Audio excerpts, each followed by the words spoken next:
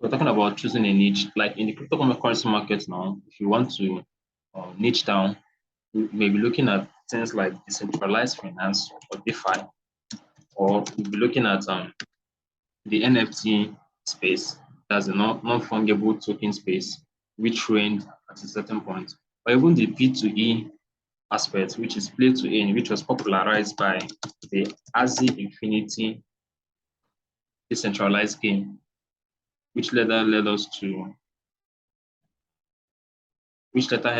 having a coin called the AXS, a coin called the AXS, ASI Infinity Shards, which made a lot of Nigerians millionaires last year. At least I followed the trend then and saw how many of young Nigerians cashed into the system, began to play these games, and made their money in the process. So this is just all about niching down in the market. If you're using cryptocurrency as an example, which aspect of the market do you want to focus on? Are you focusing on NFT or focusing on P2E, play to earn, like the As Infinity stuff? Or are you looking at the current trend of Web 3.0, which is the decentralized aspect of the internet? It depends on whichever niche you are looking at. But to give you a perspective, let's look at some industry leaders. We have a platform known as CoinDesk.com, which creates content on cryptocurrencies, especially cryptocurrency breaking news. They are one of the best platforms for this. We also have you can even find some of these platforms on medium.com, freelancers who are creating content on cryptocurrency. But the idea is for you to niche down. You should be known for a particular thing. Like on Facebook now, people know me for SEO content writing. But on the side, I'm also into affiliate marketing. I also trade cryptocurrency. I also build landing pages. But I just want them to know me as an SEO content writer, so I don't end up confusing my audience. If I come out tomorrow and start talking about landing page, it doesn't relate to my niche. But if I want to solidify my position in the SEO content writing market, I can decide to start a blog. Then everything I'm talking about, you know that blogging and SEO content writing goes hand in hand. It's just what I'm talking about in terms of creating a niche. And in creating a niche, choosing a niche, a general niche like cryptocurrency, you niche down as much as possible. So you get you'll be able to penetrate the market from the lowest end and make your money. It will be very wrong for you to um, compete with guys like entrepreneur.com. I'm not saying you may not be able to succeed, but for you to have a higher chance of succeeding in the market, you should focus on sub niches. Entrepreneur is anything relating to entrepreneurship, starting a business, scaling a business, getting finance, and the rest. That's for entrepreneur.com. The same applies to Investopedia, same applies to bankrate.com, and most of these foreign platforms. So you want to niche down, and even Market Watch, most of them are in the financial market, creating content about finances. So what do you now do when you want to niche down as an SEO content writer? That's what we're going to look at in this section.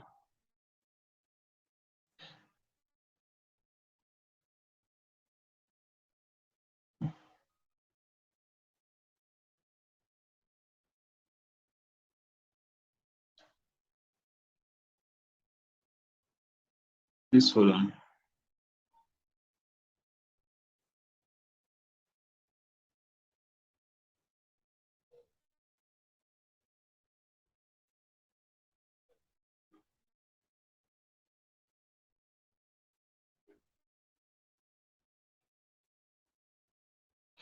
So tip number one, I think I made up to 6 tips for you to follow. So tip number one is make a list of the popular websites or the blogs in that niche you want to venture into. Because at the end of the day, you're competing, whether you like it or not. You're competing because you're not the only one in the market.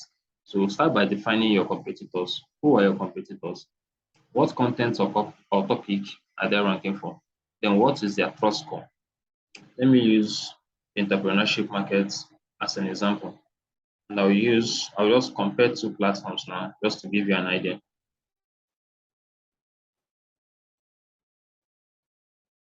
So I'm interested in starting a blog in the entrepreneurship niche, not just for Nigerian market, but the international market. I know that by default, entrepreneur is my competitor, but let's just start from the beginner friendly aspect. What you do is Simple Google search like what are the popular entrepreneur blogs? A simple search like this, Google will show you the platforms and even from existing blogs that have made a list of the top blogs in whatever niche you want to venture into. This one is from Cloudways, this is from Hotspot, this is from Hostinger. I believe it's a web hosting company. And just like that, you get a list of the websites you will likely be competing with. It says the best blog for entrepreneurs you should be reading. Seth blog, that's Seth Godin. This guy, the copywriter, Gary, and the rest. These are just list of blogs they want you to focus on and which you should now begin to look at as your competitor. That's step number one concluded. You already know who your competitors are, and these are the blogs we just highlighted. The next thing you want to do is look into the contents they already have. Let me show you how I'm going to do that. These guys prioritize Seth Godin's blog here. The same thing applies here. So I think this guy must be doing a great job. I know him, by the way. He's a great guy. So that's it. Let's check out his blog. This is the link going to his blog. Then we'll consider him competitor number one. Let's consult this site. I wonder why these guys didn't even prioritize Investopedia, Entrepreneur, and the rest on number one. It's surprising.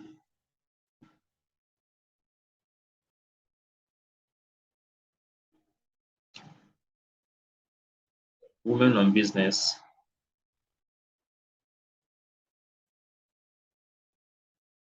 This is the link. So let's compare these two blogs.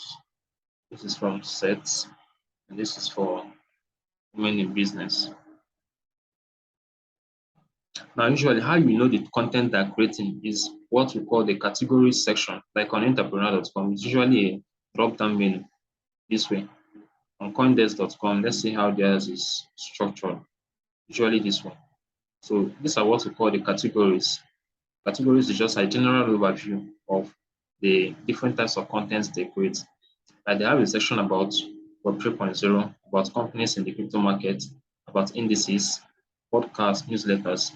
On entrepreneur.com, you have stuff like growing a business, starting a business. This is how to start a business, every content about it.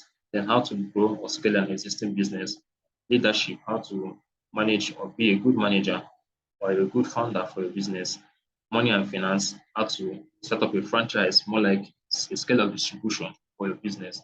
This is just a general overview of what I'm talking about, type of content they create.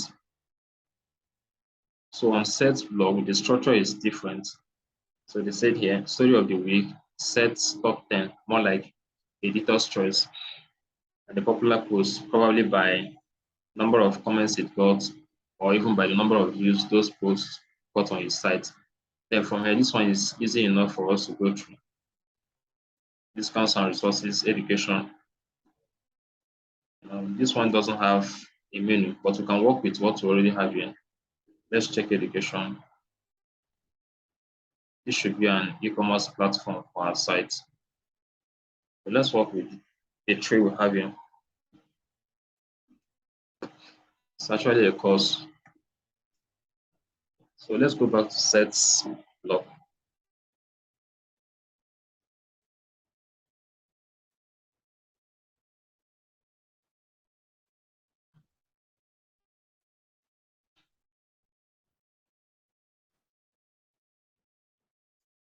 Story of the week. I'm not that smart. Just this. Then popular posts. So this is for this blog. Are you an this? Okay, so let's check out at least 2 or 3 of the posts they have here. Just give us an idea of the type of content they create. This is 5 true statements we don't hear very often. Quality and effort. Television marketing. Now, this just looking at this now, I know that this guy focuses on, or he probably creates content about marketing. But one trick I could have used to delve further was assuming he had what we call breadcrumbs.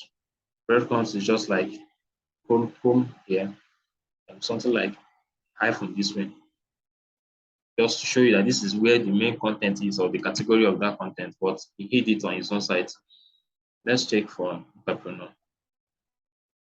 So under science and tech, they have different subcategories under this one. So this is a broader category of these ones. Let's check out this on social media. And under leadership, let's check thought leaders. Let's work with these two for entrepreneur. Other thought leaders, they have different content on this. So I just believe you've already gotten the idea of what this stuff is about. Having an idea of what your competitors are creating content about. Entrepreneur is just not just about starting a business, they also focus on how to use social media platforms. Then what is their trust score? How trusted is the content of this site? What I usually do is to run a check on the site, run a domain check to check the domain authority or the DA of the site. Domain authority is ranked over 100. It's a general metric used by Google to check the authoritativeness of the site when it compares it with other sites in the same niche. Maybe it compares entrepreneur with Wikipedia and the rest. The total number of blogs existing in that particular niche, Google checks it and gives a score of over 100, whether entrepreneur is 63 over 100 or 73 over 100 at the current time. But what other thing you can do is to use an independent platform like Trustpilot.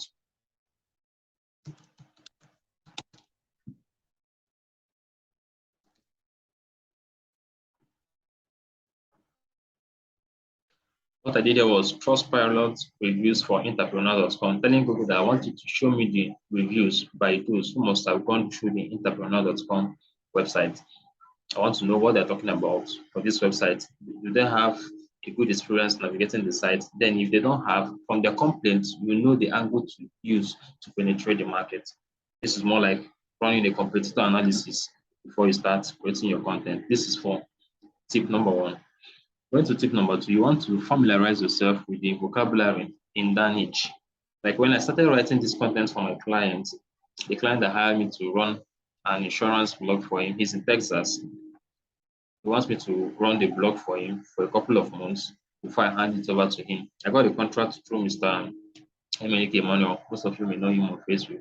So he outsourced the project to me and I've been handling it since May this year. So in the course of that, I was able to get acquainted with some of the vocabulary or popular words or terms in that niche. I'm trying to create content for.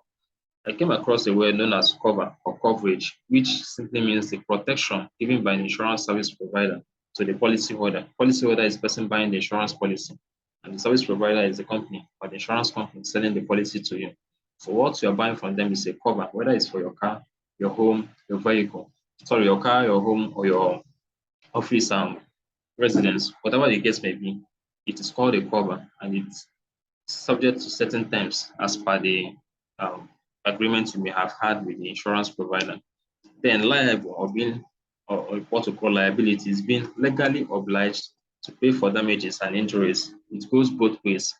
The insurance company can pay the policyholder when it finds out that the person didn't go contrary to the terms and he or she was able to pay the premium for that policy he or she is holding. So they pay out the damage. Even if the person is running on a car insurance policy, they will pay out the damage to repair the car, or as the case may be, the person will receive reimbursement to buy a new car. Just like we had with Mr. Funny, that's Mr. Minions, the skit maker. Assuming he had an insurance policy for his car, which crashed about last month, I believe the insurance company should have reimbursed him to buy a new one, provided he's been paying his premium as and when due.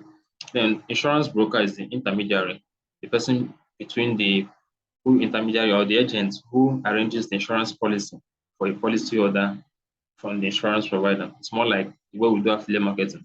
The person stands in between the seller and the buyer of the policies. So these are some of the things I did to acquaint myself with the vocabulary in the niche, because it helps to show your target audience that you have an idea of what they are looking for. Although as much as possible, you want to make your content to be very easy for everyone, to be in a layman's understanding. But at the same time, you also want your content to contain specific words that show that you are becoming an authority in that niche. Tip number 3 is rewrite an existing content. Like what I'm going to do now for my clients. Let me just show you the latest metric from my Google Search Console tab. I'll be sharing updates on this blog on my Facebook timeline. So I want to show you what I'm going to do next to grow this blog. Because before now, I ran a check on Investopedia because I figured out that Investopedia has a lot of insurance-related content, especially in the home, author, which other one? Home, author, and we are covering about 4 different niches in the insurance market, targeting the US, Canada, and the UK. So I was able to run a competitor analysis on Investopedia. I discovered that they have more content on that. And I began to pick out the keywords that they are already ranking for and which might be profitable for me to rank for. I use those keywords to create the first set of content for my client's blog. Now, having created that content, I allowed it to run for a couple of months. And Google began to show me other keywords that I didn't even include in the main content, but people are looking for that keyword. So that's what I want to show you now, how I'm going to use the existing content on the site to create additional content that will push up my ranking in that niche.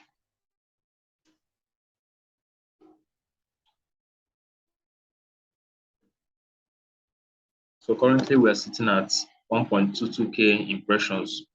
About 1,220 persons have seen our content, our blog post in the last 3 months.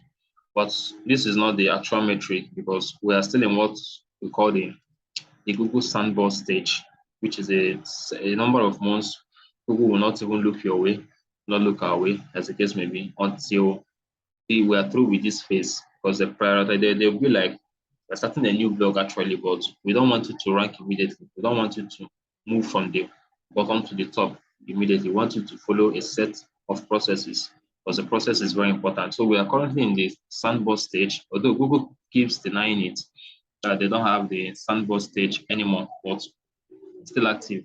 Otherwise, the effort I've been putting in so far must have brought in a considerable result than what we have currently. So when I started this blog, we are at a CTR click-through rate of 0% when we started 3 months, about that was 5 months ago in May. And we are having our average position, but that should be about 86.4. I changed it on Facebook. I'm not certain, but it was around 86 or thereabouts. But over time, following the optimization I've been doing, we've moved from 18 and we're now at 55, and CTR has moved from 0% to 0.6. Then about 1,220 persons have seen our post in the last 3 months, with about 7 of them clicking to visit our site and see what we have there. But this is not where we want to focus on now. We're talking about improving existing content, which is read the existing content, go through the existing posts and see how to improve them. And let me show you what I'm going to do now. On my Google Search Console tab, I was optimizing for business insurance flower shop, but this wasn't the main keyword I was optimizing for. Let me get the raw document. That should be in me.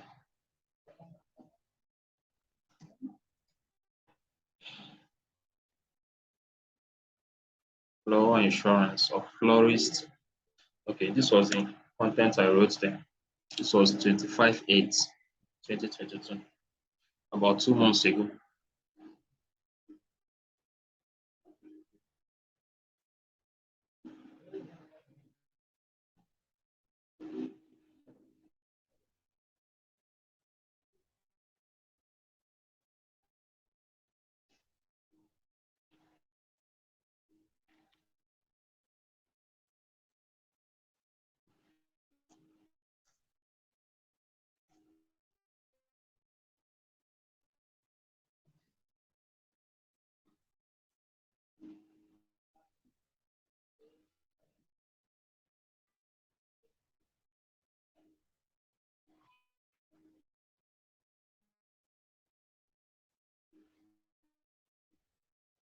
So the keyword I was trying to rank for in this content was florist business insurance.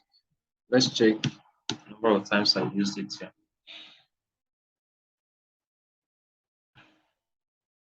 I used it 12 times in this content. of 1,132 words. So I came up with the following just to make the title interesting. So it became how to protect a flower shop, because florist has to do with flower shop, flowers. And because we're talking about insurance, we're not talking about protecting the flower itself. It should be a business. And whatever business we're talking about the insurance policy you're buying has to be a business insurance. So this was the structure: how to protect your flower shop, business insurance. Then I decided to target a specific location, which was the United States. That's why I added the USA here. I can also change this to Canada. If I want to target Canada, I'll change to UK, whatever country. Telling Google that I don't want traffic from other countries. I want it to be from this particular place. So the keyword I was optimizing for was florist business insurance. Then in the last 2 months now, Google now told me that as much as that keyword I was targeting was profitable, people were also looking for business insurance flower shop, and it made an impression of 208 from the existing content I have, meaning that I should now pick out this keyword and find a way to incorporate it into my content. And based on my agreement with this client, I told him that every 3 months, I'm going to add additional 100 words to the existing content. So since this is about 1001, if I'm improving this content now, it should be 1200. And I'm going to work with what Google tells me here. I think I've changed that. I'm going to use the keyword they gave me, which was business insurance flower shop. I'm going to find a way to incorporate it into the existing content, just to ensure that I'm ranking for this new keyword. And since this has made about 208 impressions from what we saw there, about 208 persons saw it in the last 3 months, it means that there's an interest in that keyword. I just need to put it into what I already have, and then this person will begin to find my post and then start clicking on it. There's one I wrote about zero depreciation. Let me get the raw file as well. What does zero depreciation car insurance mean? Plus the benefits. So this was the keyword I was optimizing for. Then Google is telling me that these are the keywords other people are looking for. Zero depreciation meaning, zero depreciation car insurance meaning, zero depreciation car insurance. Apart from giving me suggestions of keywords to use, what this thing is also telling me is that these are the popular posts on my website or on this blog. That the post about this one, zero depreciation car insurance, is gaining traction in search engines. I just need to optimize the content more around the keyword. This one is also about the florist insurance I talked about. Then what is pay as you drive insurance? Let me find the file as well.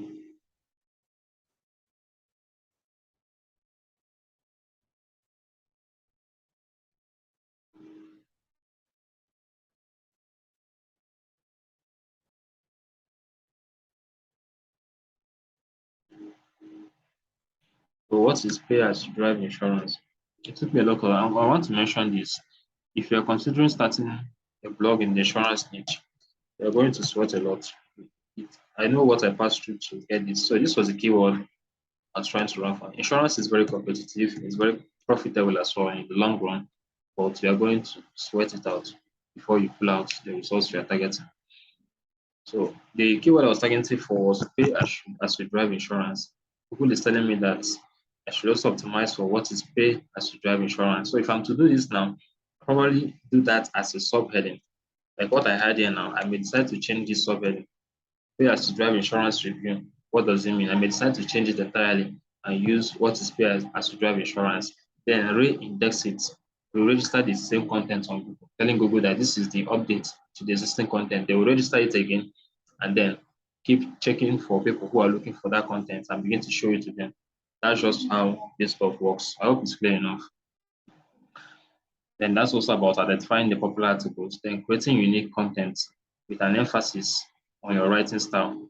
The writing style should be specific enough. The same way I've been writing this content, or the same pattern I've been using, the same pattern I'm still using to write content for this client. Each of my clients, I have a specific pattern I use to write their content to ensure that the pattern you're using or your writing style doesn't change. That's why it's not always advisable to hire different freelance writers for one blog. As much as you're trying to create more content, you should try to stick to a specific writing template or guideline to help you in the long run. Then tip number four is make lots of researches. Keep up with the trends in your niche. Like I mentioned, in the cryptocurrency market now, we're no longer talking about ICO. Around 2016, sorry, 2016, 17, we're talking about ICOs, which simply means initial coin offerings. That was around the time when Ethereum projects are very, very popular. We're talking about ICOs, we're talking about IGOs. ICOs are initial coin offering. Then IGOs were, I think that should be initial generation stuff, but were very popular then in the cryptocurrency market before they even introduced the IEOs, initial exchange offerings. So follow the trend in your market, and like we say in the cryptocurrency market, the trend is your friend until the end of the trend. The trend can make you a lot of money. Like in the trend now we're talking about last year NFT, people printed a lot of money, even though just went into the NFT market, began to buy cyberpunks and the rest, and made this money along the way. So the trend currently is for Web3 projects, and Meta or Facebook is already keen into that, creating a platform for users only. So that's it about following the trend in your market for your niche. Then you can also use online forums. There's a dedicated class for this one. I also made a post on this on Facebook. If you want to go and check it out, so I'll drop the link in the group. Then monitor the news. The news can as well give you an idea of the content. There was a time I used Google News to write a content about classic car insurance, I think in Alberta, in a province in Ontario, Canada. Let me check. There was a time I wrote a content about that. I saw a news about classic car insurance becoming so popular around that time. That was about like 2 months ago. Then I created the content immediately. I ran a check and picked out a profitable keyword before I started writing that particular content. Let me see if I can find it.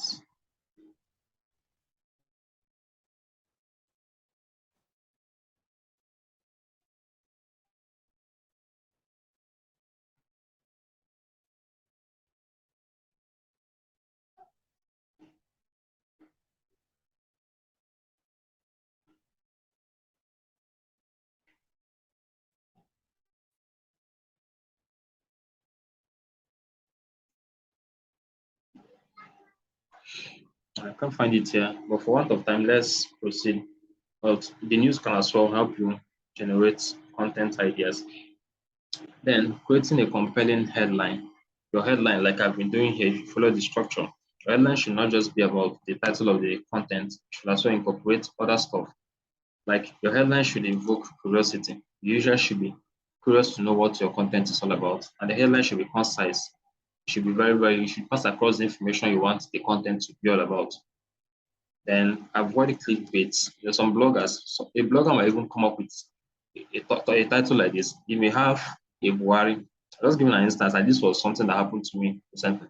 I saw the news that about a particular name of a popular, they used the name of a popular politician in Nigeria, not Buhari, but a popular politician. And what they did there was they knew that this politician shares the same surname with someone else. Then what they did was that they just picked out that surname, which many of us already know. Then they pushed it out and said that this person became sick. And the idea is that people who wanted to know whether it's this particular politician will just click on that blog post or even the title and see if it is all about that. They will keep derailing you from the point, at least for the first 100 or 200 words, until they will now introduce a software and tell you that it's not even the one you are looking about, expecting it to be about somebody else, but they just share the same um, they all share the same surname. This is not limited to the online platforms. There was a time traditional newspapers were doing something like that. They just use the name of a popular person and create their content or their title. It's just for you to read and see whether it is what you had in mind or what they were just using as a clickbait just to get you to click on their content. Then write multiple headlines and choose the best one. Don't just stick to one headline. You can write different variations of your headlines to get the one that fits best. Then incorporate specific numbers. The use of numbers helps very well. Like when if I'm creating a content about 7 steps, or like I had here, 10 factors to consider, the users know that I'm not going above 10 factors. And once I get to factor number 10, that's where I'm going to stop. So they'll be patient enough to go through the content. If I'm talking about 50 factors, they will know that it's lengthy, but they have in mind that this is number of things you should expect and look at the number of time it's going to take you to go through the content. Then define the article of blog post by using qualifiers, even adjectives, apart from your primary keyword, use qualifiers to make your content or your title stand out. Then the last one is to create engaging content. The content should be readable enough or easy to read. Then personalize the content by using the pronouns or any word that will make you be more like chatting or interacting with the person. I usually use YOU. Like if you see here, and I use YOU up to 60 times, and even the variation, that's the possession aspect, YOUR. I'm just trying to make my content engaging and very, very interactive. I usually do that in my content. I also advise you to do something similar when you're writing news. Then use the words that your target audience understands, which relates back to vocabulary. So I said, depending on your target audience, you want to create or make your content easy for them to understand. And you can, of course, use a vocab sometimes, but ensure that it's very easy for them to understand what you are talking about. Then our Q&A. If you have your questions, I can take it now.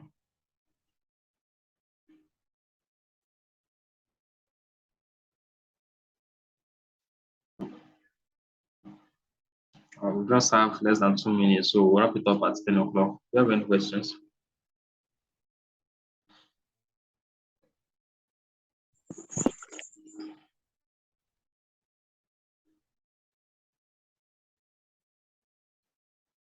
My own question. After I am going through the video again, because currently all the things sound like a movie to me. But I will take my time, go through it again. Then if I have any question, I'll drop it on our group. Right. Right. It's not a problem. All right. So thank you for joining. I'll upload the recording and then send the link. I'll make it a folder actually. So I will then break it days. So today will be day number one, and just like that, each of the days you find the recordings inside them for easy access. Okay, sir. Thank you for joining. Thank you, sir. Okay, sir.